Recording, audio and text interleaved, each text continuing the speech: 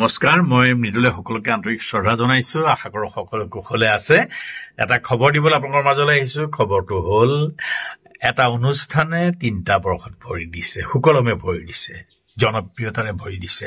সেই অনুষ্ঠানটোৰ সেই চেনেলটোৰ নাম হ'ল আসাম পত্ৰিকা এনি। হয়, আসাম পত্ৰিকা এনিয়ে চাওঁতে চাওঁতে 3টা বৰ্ষত ভৰি দিলে বৰ সফলতাৰে।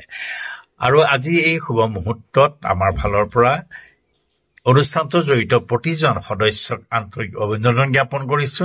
তেওঁলোকৰ অনুষ্ঠানটোৱে পাৰ হৈ যোৱা বছৰবিলাকত যেনেকৈ সুন্দৰ সুন্দৰ কাম কৰিছিল, অনাগত বছৰটো তেনেকৈ কাম কৰি আগবাঢ়ি যাব বুলি মোৰ ফালৰ পৰা আন্তৰিক শুভেচ্ছা জনালো।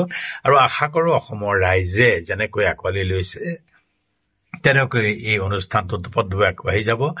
পুনৰবাৰ সকলোকে মোৰ ফালৰ পৰা আন্তৰিক শ্ৰদ্ধা জনাইছো, অভিনন্দন জ্ঞাপন কৰিছো। এই অনুষ্ঠানটোৰ উত্তৰোত্তৰ কামনা কৰিছো। ধন্যবাদ।